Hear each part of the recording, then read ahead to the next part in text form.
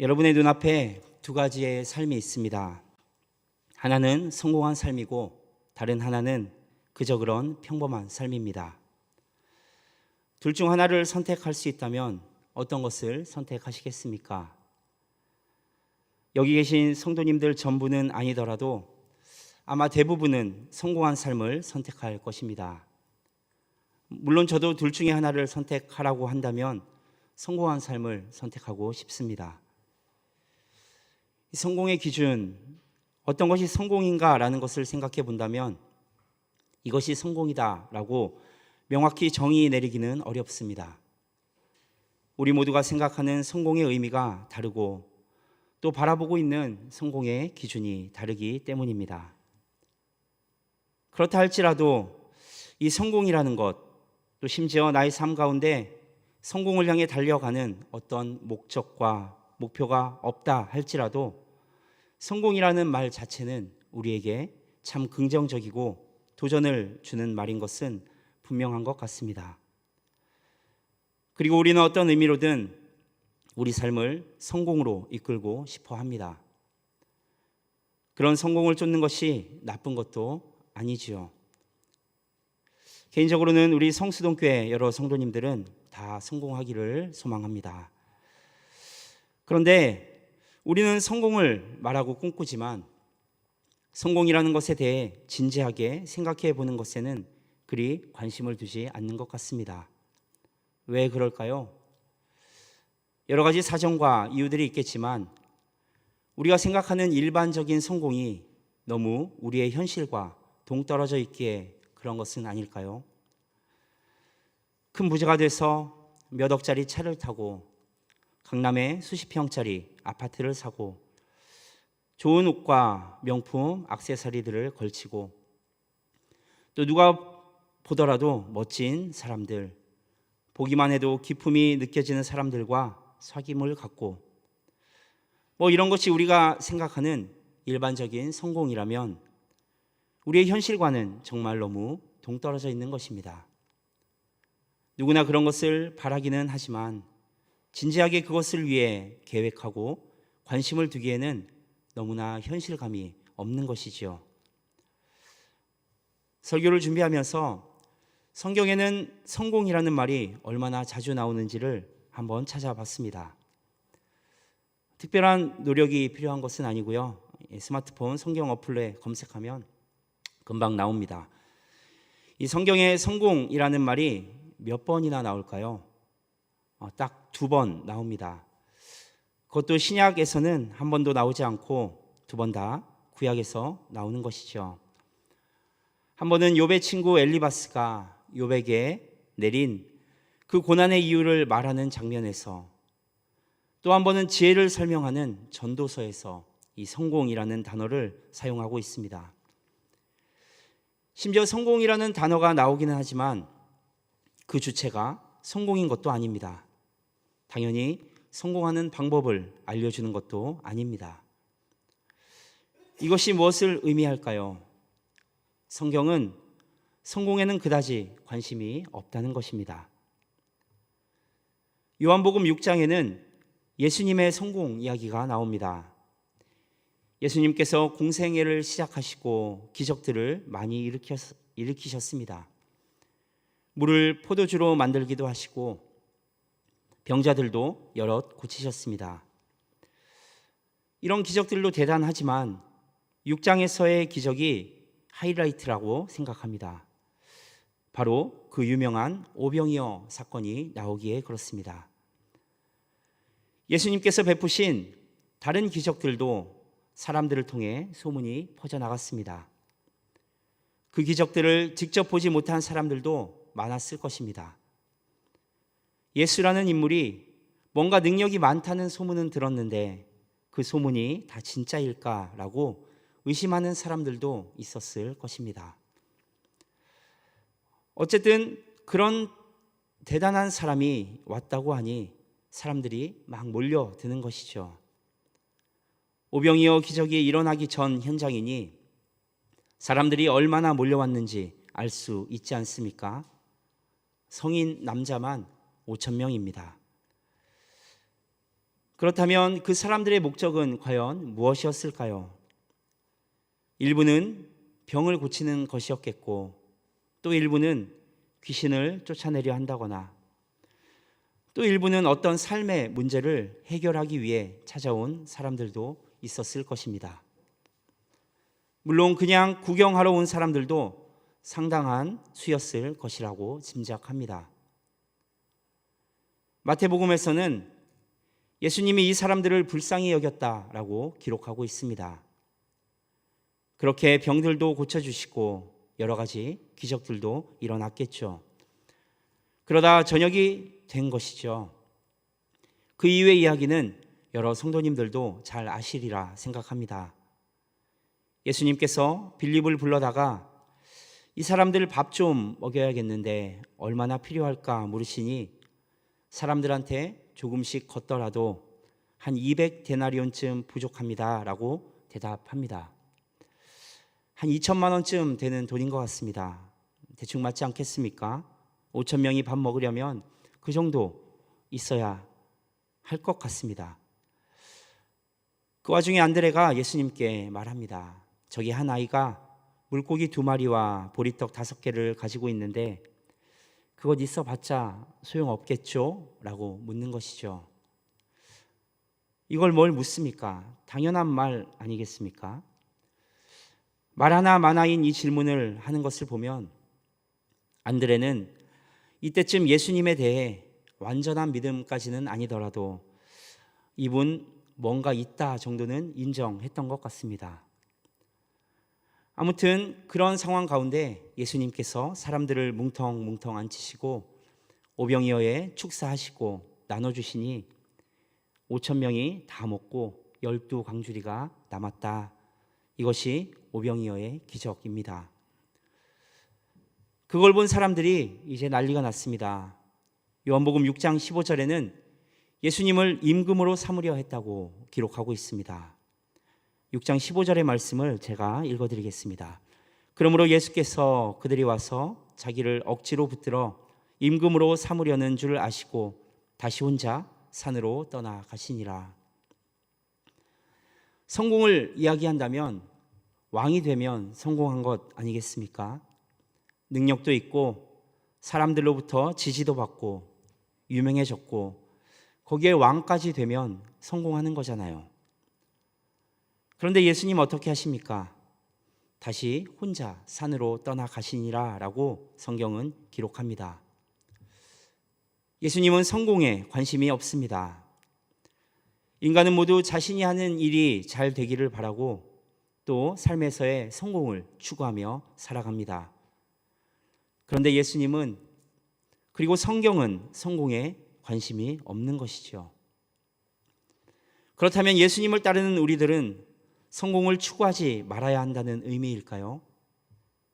하나님께서 당신이 사랑하는 하나님의 자녀가 실패하기를 바라시는 것은 아닐 텐데 말입니다. 예레미야 29장 11절에서 예레미야는 유다 백성에게 하나님의 말씀을 이렇게 전합니다. 여호와의 말씀이니라 너희를 향한 나의 생각을 내가 아나니 평안이요 재앙이 아니니라 너희에게 미래와 희망을 주는 것이니라. 이것이 하나님의 백성을 향한 하나님의 마음입니다. 재앙이 아닌 평안, 미래와 희망. 너희를 통해 내가 계획하고 있는 미래는 평안함과 희망이다. 평안함과 희망의 본질은 또한 성공일 텐데 성경에서 성공이라는 말은 나타나지 않습니다. 그렇다면 우리의 생각을 바꿔야 하는 것입니다. 우리에게 성경대로 하나님의 말씀대로 살고자 하는 의지가 있다면 이제 성경에서 성공을 찾기보다 성경이 중요하게 여기는 것은 무엇인지 하나님께서 우리에게 원하시는 관심은 어디에 있는지를 찾아야 한다는 것입니다. 하나님께서 우리에게 바라시는 것이 평안함과 희망을 주시는 것이라면 그것을 위해 요구하시는 것은 과연 무엇일까요? 그것은 바로 성실함입니다. 하나님 앞에서 그분의 백성이 반드시 갖추어야 할 덕목, 성경이 그 말씀을 따르고자 하는 자들에게 일관되게 제시하는 덕목이 바로 성실함이라는 것입니다. 이 성실함은 성경에서 여러 가지 말들로 번역되어 있습니다. 성실, 신실, 정직, 충성, 진실, 또 믿음, 이런 말들이 바로 그것입니다. 뭔가 김이 좀 세지 않습니까? 성공이라는 것은 듣기만 해도 매력 있고 멋진 말인데, 이것과 비견되는 말이 고작 성실이라고 한다면 굉장히 초라해 보이는 것 같습니다. 우리가 살아가고 있는 사회의 덕목이라고 한다면 열심히 하는 것보다 잘하는 것, 또 능력 있는 것이 중요한데, 성실이라고 하니 뭔가 열심히는 하는데 좀 빠지는 느낌이 든다고나 할까요? 그런데 성경은 이 성실함을 무엇보다 강조합니다. 그리고 그것은 하나님 앞에서의 성실함을 의미하는 것입니다. 오늘 우리가 함께 읽은 본문 오바댜는 1장 2절에서 볼 수 있듯이 에돔이라는 나라에 선포되는 하나님의 말씀입니다. 이 에돔은 유다 자손과는 원수같이 지내는 그런 민족인 것은 여러 성도님들도 잘 아시리라 생각됩니다.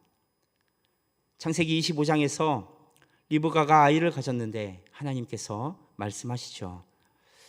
23절입니다. 여호와께서 그에게 이르시되 두 국민이 내 태중에 있구나. 두 민족이 내 복중에서부터 나누이리라.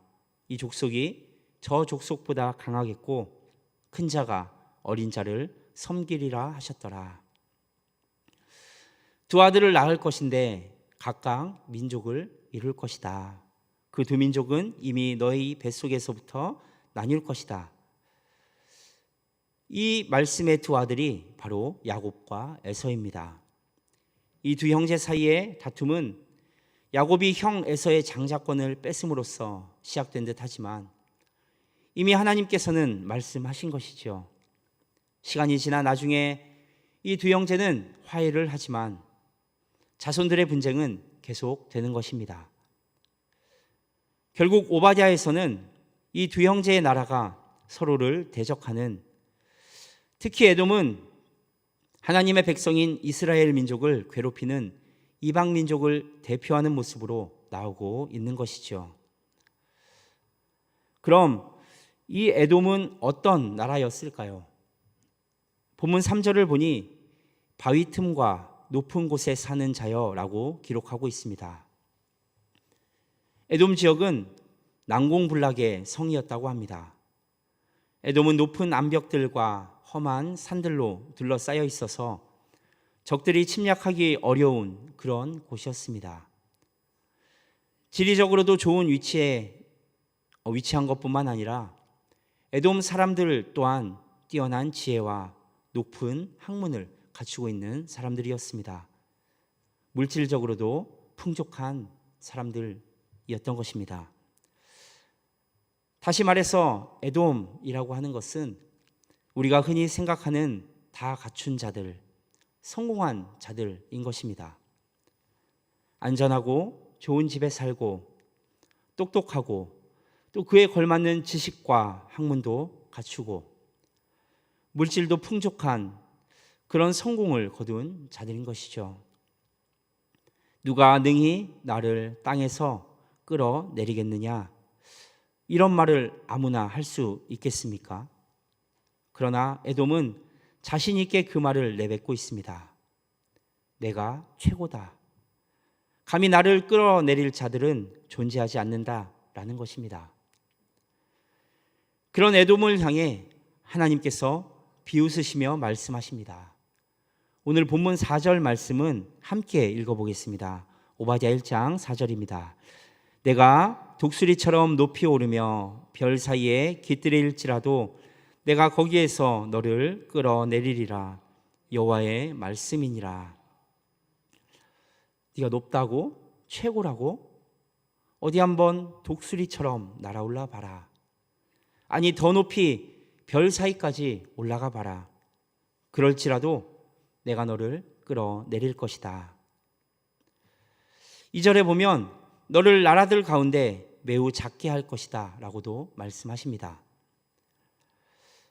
우리는 모두 성공을 바라지만 정작 성공이 우리에게 찾아온다고 해서 그것이 모두 축복이라고 할 수는 없습니다. 오히려 준비되지 않은 자들에게 찾아오는 성공은 저주가 되는 것입니다. 그래서 우리는 우리의 삶을 최선을 다해 준비하며 그에 못지않는 노력으로 하나님 앞에서의 성실함도 준비해야 하는 것입니다. 성공이 우리들의 앞에 찾아왔을 때 그것이 축복이 되기 위한 믿음을 준비하고 연습해야 하는 것이죠.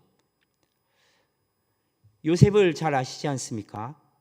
요셉이 어릴 적 꾼 꿈은 요셉의 범상치 않은 미래를 보여주었습니다. 그렇지만 그 꿈이 뜻하는 것이 무엇인지는 확실하게 알지 못했습니다. 형들이 자신에게 절하고 부모님 또한 자신에게 절하는 꿈을 꾸고 난 후에 난 이제 이집트의 총리가 되기 위한 준비를 하겠다, 이런 생각을 할 수 있었겠습니까? 요셉은 그저 자기 앞에 주어진 일에 성실했던 사람인 것입니다.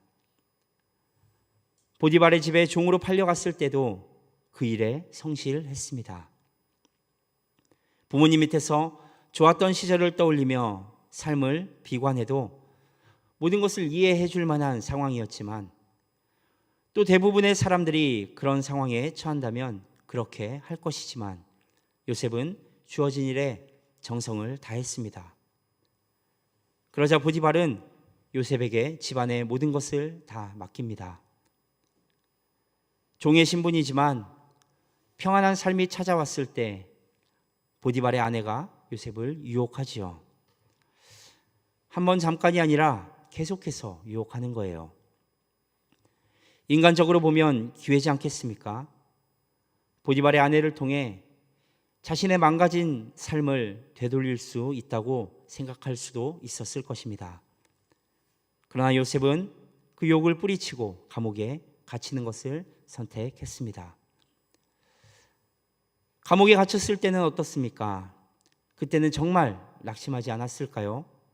종으로 팔려와서 이제 좀 삶이 괜찮아지나 싶었는데 또 자기가 잘못한 것도 없이 감옥에 갇히게 된 것입니다.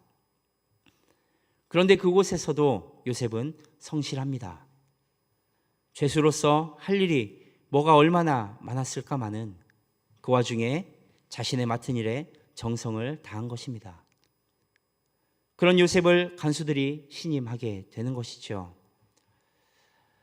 요셉에게 있어서 이 성실이라는 것은 살아가는 삶의 태도였던 것입니다. 그러나 성실이 항상 요셉에게 이득을 주지는 않았습니다. 우리는 요셉의 삶의 끝에 나타나는 결과를 미리 알고 있기에 결국 그것으로 인하여서 조금 고생하기는 했지만 큰 나라의 총리가 되지 않았느냐라고 말할 수 있습니다. 그러나 그의 삶은 결코 평탄한 것이 아니었습니다. 심지어 하나님의 뜻이 어디에 있었든 만약 요셉이 총리가 되지 못하고 그 감옥에서 생을 마감했다면 요셉의 삶은 실패한 삶이라고 우리는 기억하지 않겠습니까? 우리가 살고 있는 현실은 진실이 언제나 통하고 성실함이 우선시 되는 세상은 아닙니다. 오히려 성실하게 살다가 손해를 보고 불이익을 당하는 경우가 더 많습니다. 하지만 요셉은 성공하기 위해 성실을 택한 것이 아닌 성공하지 못하더라도 그것이 바른 길이기에 더해서 하나님의 보시기에 정직한 길이기에 삶에서 성실을 택했던 것입니다. 요셉은 결국 이집트 총리의 자리에 오르지만 그것이 목적은 아니었다는 것입니다. 총리가 되었을 때 드디어 내가 성공했다라고 만세를 부르지도 않았습니다. 만약 성공이 목적이었다면 총리가 된 요셉은 결국 부패하고 타락했을 것입니다. 그때에도 요셉의 삶을 이끌어간 것은 여전히 성실이었습니다. 바로 성실하게 살아서 성공한 것이 아니라 성실하게 사는 데에 성공한 것이 요셉의 인생인 것입니다. 성공하고 싶으십니까? 아니면 성실하고 싶으십니까? 그래도 여전히 성공을 포기하라고 한다면 그 길을 택하기는 쉽지 않습니다. 우리는 예수님의 삶과 에돔이 처한 운명과 요셉의 성실도 함께 살펴보았습니다. 성공 앞에서 그것을 포기하면서까지 하나님을 쫓을 수 있는 힘, 또 성공을 이룬 후에도 교만하지 않을 수 있는 힘, 성공을 목표로 살아가는 것이 아니라 성실한 삶에 성공할 수 있는 힘은 하나님 안에서가 아니고는 찾을 수 없는 것입니다.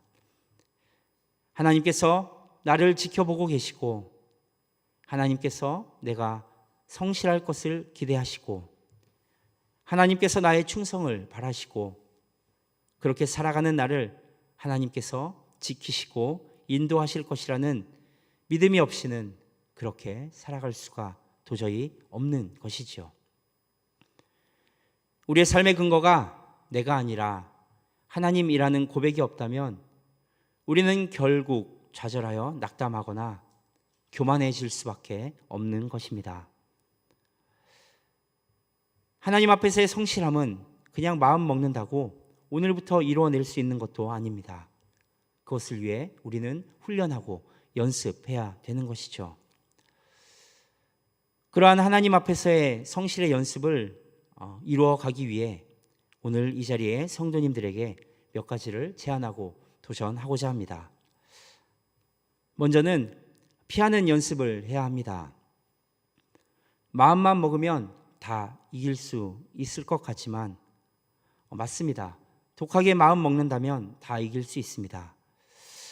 그런데 우리는 항상 우리 마음에 지며 살아가고 있지 않습니까? 마음만 먹으면 이길 수 있는데 그 마음을 먹기가 세상 무엇보다 어려운 것입니다. 그래서 피해야 합니다. 내가 미디어에 너무 중독되어 있는 것 같으면 하루에 1시간만 보기로 작정하고 마음 먹는 것이 아니라 핸드폰을 피해야 하는 것이죠. 내가 쇼핑 중독이다. 뭐만 보면 사고 싶다. 그렇다면 보지 않는 것입니다. 아이 쇼핑도 안 하는 것이죠. 우리 마음을 이길 수가 없습니다. 예배의 자리와 주말 휴가의 자리에서 고민이 된다면 과감하게 이것저것 재지 말고 예배의 자리로도 나와 보는 것입니다. 그렇게 우리 삶에서 정욕의 자리는 자꾸 피하고 경건의 자리에서의 성실은 자꾸 챙겨나가는 연습을 해야 하는 것입니다. 다음으로는 기도하는 연습을 해야 합니다. 기도를 못하겠다. 기도가 잘 안 된다. 또 어떻게 기도를 해야 하는지를 모르겠다. 많이들 이야기합니다. 기도도 연습을 해야 잘할 수 있는 것입니다. 오랜만에 만난 친구보다 매일 만나는 친구와 더 많은 이야기를 할 수 있지 않습니까? 자주 만나야 서로의 관심사도 공유할 수 있고 이야기거리도 있는 것입니다. 기도도 마찬가지입니다. 조용히 기도도 해보고 교회에 와서는 크게 부르짖어 보기도 하고 때로는 방언으로도 기도해보고 또 나뿐만이 아닌 상대방을 위해서도 기도해보고 나의 바람과 소원만 쏟아내는 것이 아니라 하나님의 마음은 어떠신지 묻고 기다려 보기도 하고 이렇듯 기도의 연습도 필요한 것입니다. 그러다 보면 아무리 시끄럽고 집중할 수 없는 환경이라 할지라도 우리 함께 기도합시다 라는 한마디에 깊은 기도로 들어갈 수 있는 그 자리까지 올라가는 것이죠. 기도하는 연습도 반드시 필요한 것입니다. 세 번째로는 하나님의 본질을 알기 위해 힘써야 합니다. 우리는 대부분 막연한 것을 구하고 있지 않습니까? 뭘 구하는지도 모르고 하나님의 뜻을 알려달라고만 하고 마음속으로는 이미 결과를 다 정해놓고 이 길이 하나님의 뜻인지를 구하기도 합니다. 순종해야 할 자리에서 거절의 방법으로 하나님의 뜻을 핑계 삼기도 합니다. 보기에는 하나님을 열심히 구하는 것 같지만 순서가 틀린 것이죠. 우리는 이런저런 이유를 들어 하나님을 구하지만 하나님은 우리와 그저 교제하기를 원하고 계시는 것입니다.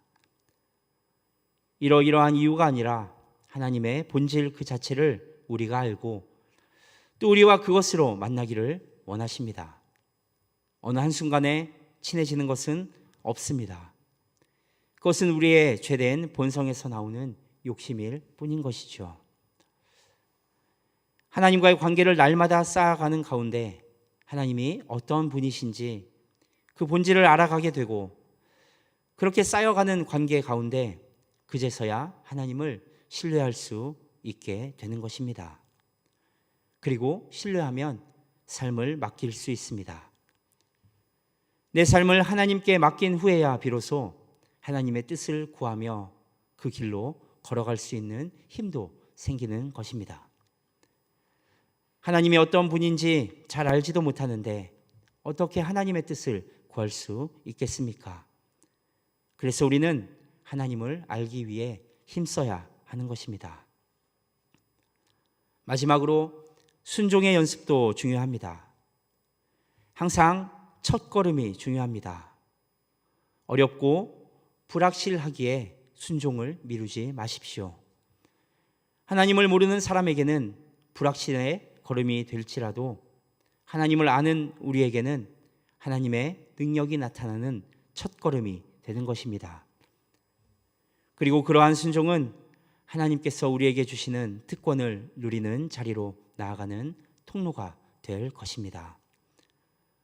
그런 순종으로 나아가는 연습이야말로 나의 삶이 나로부터가 아닌 하나님으로부터 시작되었고 또 하나님으로부터 인도되어지고 하나님 앞에서 마지막까지 나아갈 것임을 고백하는 믿음의 자리가 되는 것입니다. 말씀을 정리하겠습니다. 우리의 신앙과 삶에서 가장 경계해야 할 것이 있다면 그것은 바로 교만입니다. 하나님께서는 모자라고 부족한 사람은 사용하실지라도 교만한 사람은 절대 쓰시지 않으십니다. 쓰시지 않겠다가 아니라 하늘 끝까지 올라간다 해도 반드시 끌어내릴 것이다 라고 말씀하십니다. 삶이 평안하십니까? 그렇다면 그 성공이 하나님께로 온 것인지 한번 돌아보십시오. 그것이 아니라면 경계하고 멀리해야 합니다. 하나님의 경고의 말씀 앞에 돌이키지 않는다면 때가 찼을 때 그 평안의 자리가 축복이 아닌 심판의 자리가 될 수도 있습니다. 삶이 공고하십니까? 그 자리에서 성실을 지켜내십시오. 하나님 앞에서 성실함을 지키며 살아간다면 때가 찼을 때 그 고난으로 인해 하나님을 바라보는 자리로 나아갈 것입니다. 날마다 우리의 교만을 쳐내고 하나님 앞에서의 경건을 연습함으로 성공을 위한 성실함이 아닌 성실을 지키기 위한 그 성실을 성공한 삶으로 나아가는 여러 성도님들 되시기를 주님의 이름으로 축원합니다.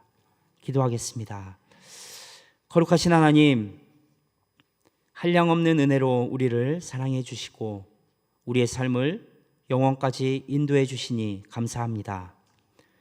우리가 살아가는 동안 추구해야 할 참된 가치를 알아가게 하여 주시고 매일의 삶이 성실의 자리에 서 있으므로 주님의 때에 하나님을 바라볼 수 있는 믿음의 눈을 허락해 주옵소서. 성공 앞에서 교만치 않고 실패와 고난 가운데 지쳐 쓰러지지 않도록 우리의 생각과 마음을 지켜 주옵소서. 그리하여 성공을 위한 성실이 아닌 성실을 성공한 삶으로 나아가는 우리 모두가 되게 하여 주옵소서. 예수 그리스도의 이름으로 기도드리옵나이다. 아멘.